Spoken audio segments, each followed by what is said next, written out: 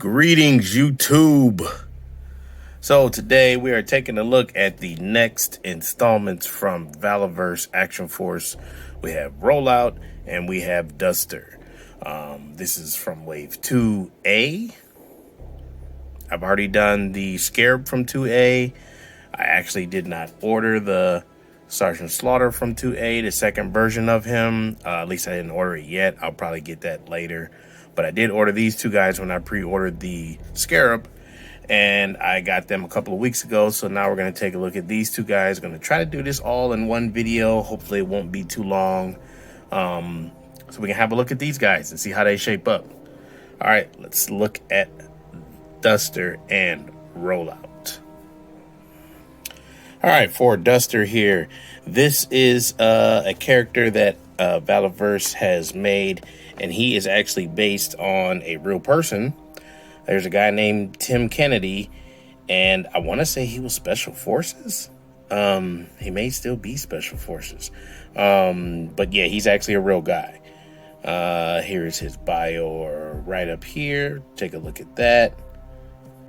A little bit of artwork on the side. And then we have Duster here, or not Duster, sorry, Rollout. We just looked at Duster. And here is his artwork. And then here is his write-up for Rollout. All right, let's have a look at these two.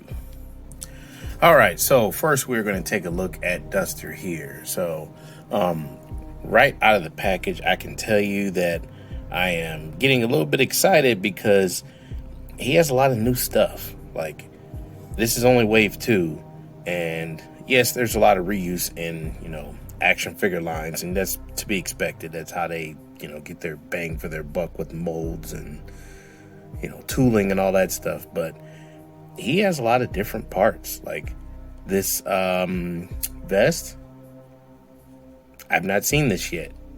So I don't believe anybody else has this, or if they do, it's somebody I don't have, and I pretty much have all the people. You got this new knife sheath. You got the communications equipment on here. You got another kind of walkie-talkie type thing strapped to the back. He has a new belt.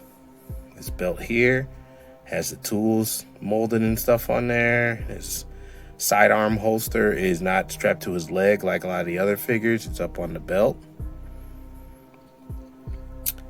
You have some storage capacity over here, and it does have a side holster, or not holster, a side pouch here.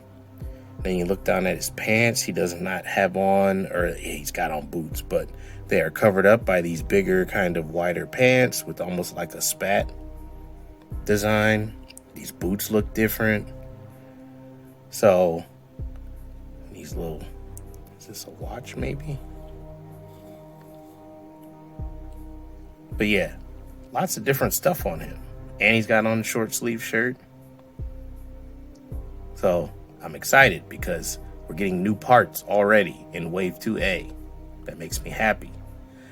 Head sculpt wise, now some people might say, dude, he looks kind of, ugly or like exaggerated features. But if you Google this guy, Tim Kennedy, he kind of looks like this. He has a big nose. He has a lot of very distinct and big features to his face. He's a regular human being. It's kind of nice, actually, to get a head sculpt that doesn't just look like a generic comic book or, cartoon guy. Like, not that those head sculpts are necessarily bad, but this is based on an actual person. So it's going to have very distinct features. And I think they nailed it because this looks like that guy. He's kind of a wild man. But I'm happy that this has a lot of new parts on it. All right, let's have a look at his accessories. Okay, so keeping with the new pieces parts theme. So here we have his assault rifle, and this is either MK16 or MK17 Scar with a grenade launcher attached. I have not seen this weapon yet either. It may be in one of the weapons packs that I haven't gotten yet, but I have not seen this yet. So this is nice to see a different gun. Very nice color.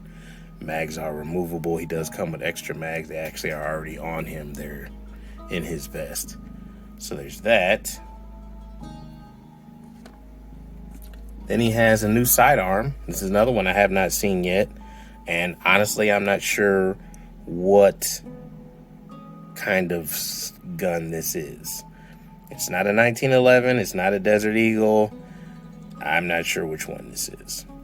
And I want to say, speaking of unique features on this particular figure, I want to say I saw a video or read something that said that when the Tim Kennedy guy was, you know, giving his input on his figure, he was telling Bobby Vala what he wanted on his figure based on real life stuff. So that might be why he has so many different things as far as his accessories go.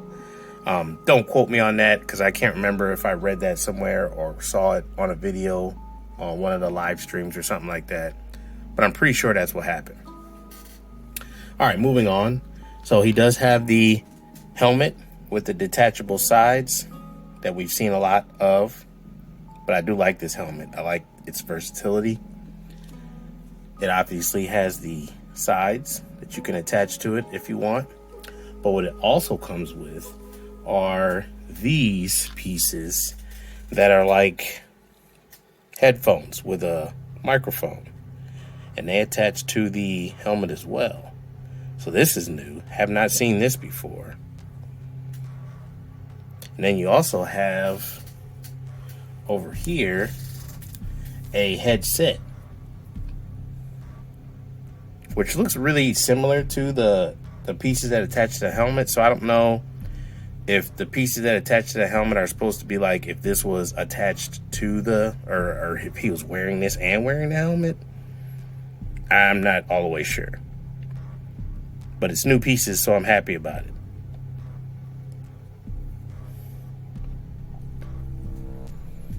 He has the typical assortment of extra hands,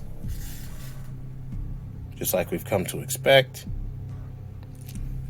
And then he has the enhanced vision piece that attaches to the helmet.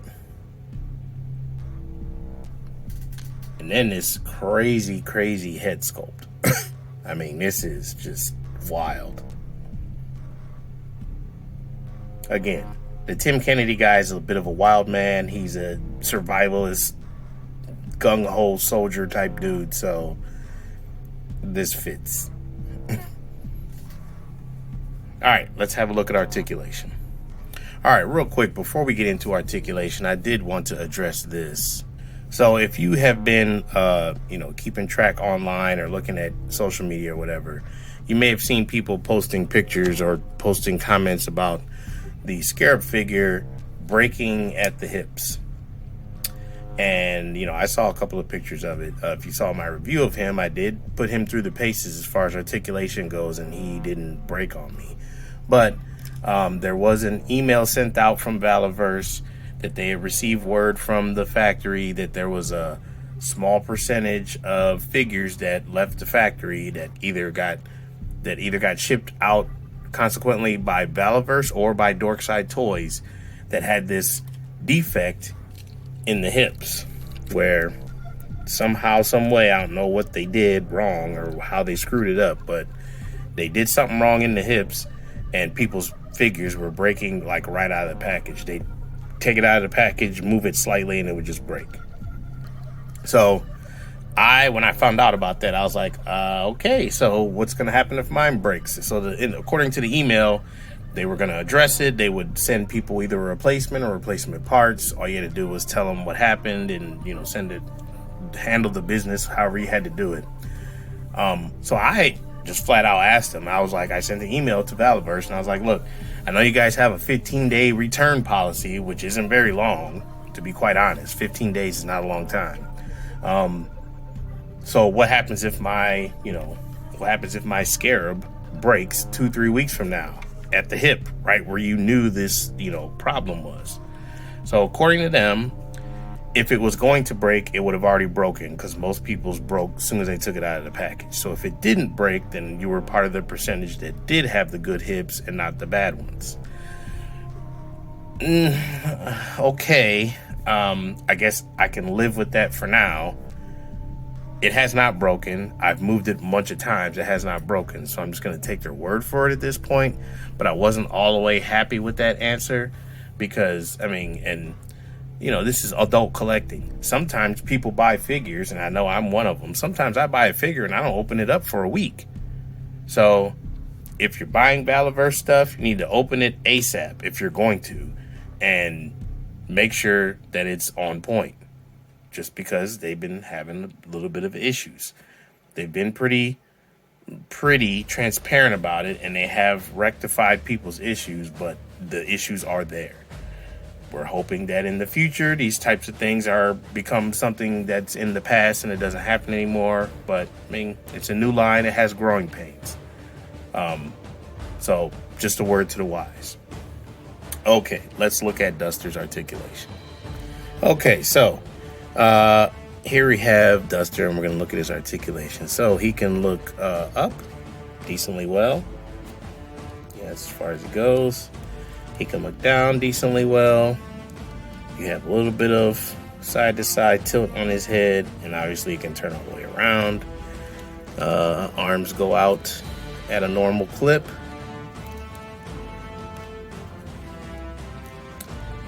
He does have the butterfly joint, although his is not very functional. It's a little bit stiff in there. It's not really moving a whole lot, but it is there. Because his vest isn't completely, long and covering up his entire torso, you get a whole lot more of his articulation available to you. So that's good. You can go out at the hips. You do have the drop down hips. You got a thigh cut, a double jointed knee. You got your typical setup at the ankle. No boot cut here because it doesn't really have a boot showing. Your typical articulation at the ankle. Your arm is double jointed. Does he have yes, he does have a bicep cut. Again, depending on whatever hand you have in there, you have a certain amount of wrist articulation, whether it's vertical or horizontal. And I want to say that's it, right? I didn't forget the butterfly joint this time. Yeah, I believe that's it. So, standard for Action Force. A little bit more that you can get in the diaphragm / waist or ab crunch because his vest is a little bit smaller. You also get his knife that is removable off the vest. Nice combat knife that fits in here. And again, this holster or knife sheath is new. And I guess technically some of this stuff could be considered an accessory. Like this will come off. You can take the vest off, but lots of luck getting it back on. I am not going to mess with that because we know that that's an issue. And then these mags are removable. These little mags are not removable. Those are molded in. Okay, so now that we got Duster all tooled up back there, let's start taking a look at Rollout. So, Rollout is another Action Force guy. Looks like he has a same kind of shirt, short sleeve shirt as Duster. This vest we have seen before. This is one that has come in a lot of the packs, and a lot of the other characters have that vest. He is more looking like more of a standard design as far as Action Force goes. He does have the belt with the little loop here for the helicopter hookup or whatever, and two side strap holster things. Looks like the typical gun that a lot of them come with. So he is a little bit more typical. And, that's not to say it's a bad thing. He is got some different colors going on him, though. The teal is a different color to be using on a military guy, but it's not horrible. I do like the face sculpt. I've heard or read some people saying, "Oh, it's just copied Roadblock or whatever." Well, okay, so most bald black dudes have a goatee beard. Trust me, I know. I'm a bald black dude, and I have a goatee beard. Well, at least I used to. So it's a typical style of bald guys. So it makes sense. And he's not all big and bulky. He's a regular sized guy. So to say that it's a generic Roadblock, I think is underselling it a little bit. But that's just me. To each his own. I think he looks good.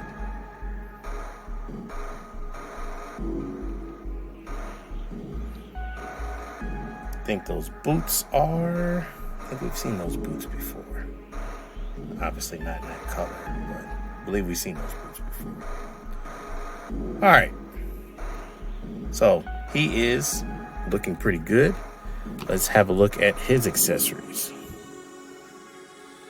Alright, so it looks like he is carrying a scar as well. His does not have the grenade launcher, but it does have a silencer on it. That looks good. Removable mags as usual. His other magazines come in his vest. They're already in the pouches. He has this knife, which we've seen before. And it goes in the sheath on the back of the vest. So that's fine. He's got a gray, a dark charcoal kind of gunmetal type gray helmet with the detachable earpieces. The enhanced vision accessory. The balaclava or hooded head for a switch out. The assortment of hands that they all come with. There.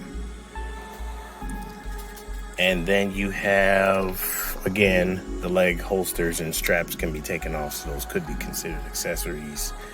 And then this gun that we have seen before.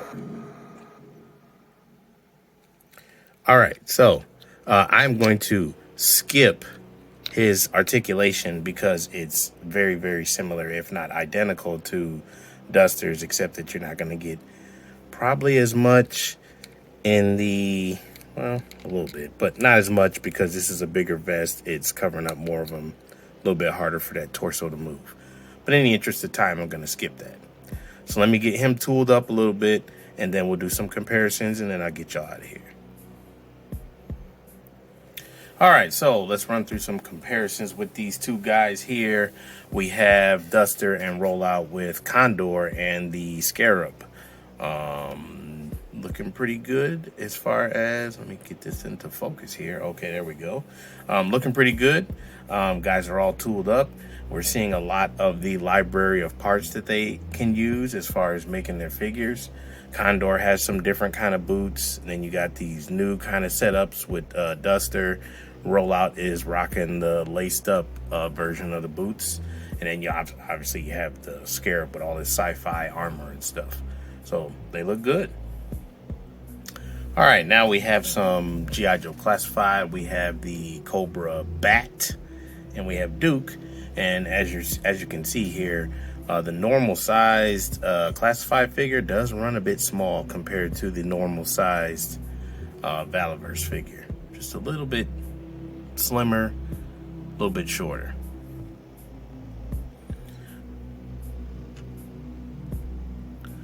All right, then we got him here with the Classified Heavy Artillery Roadblock, which I really love that figure, and the Alley Viper.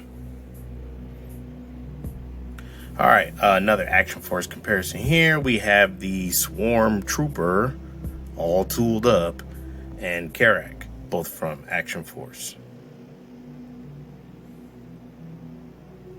All right, and then to close it out here, we'll do some random comparisons. Here we have the Power Rangers Lightning Collection. I want to say his name is Andros or Andor and something or other. I don't remember. It doesn't matter. He's custom fodder. He's going to be something else. But there's his size. And then you also have Hammerhead here from the recent Marvel Legends wave, retro wave. All right, so final thoughts on these guys. Very good additions to the Valaverse Action Force line. I really am liking and am happy about what they've done with Duster, because he's got a lot of new things on him. And it just adds diversity to the line as far as the parts library, the different kinds of looks that they can come up with. Because obviously they're going to use all this stuff again on some other figures, and it'll just be painted differently. But it'll make your guys stand out that won't all have the same boots or all have the same type of vest or whatever the case. I like these little headphones things. Like for somebody like me who, you know, does stop motions and things like that, props are always welcome. Always, always, always. As far as Rollout goes, yeah, he's pretty basic, but even though that teal is kind of a different, interesting color to choose, I actually kind of like it, and I definitely like the dark grays, so I'm happy. Nothing has broken, thank God, and things are looking good as far as Action Force goes. If you are looking to pick up some of the Series 2 stuff, he did announce over the weekend that the pre-orders have been sent out. So this week, and today is Tuesday, March 8th, this week is going to be in stock sale. So all the stuff that he has for Series 2A that he has on hand is going to be on sale. And you can buy it and you'll get it within like a week or so. So, you know, if you're looking to try to hop in or you want to check one of these out to see what all the hubbub is about, now's the time to do it. All right. Like, comment, subscribe. Later.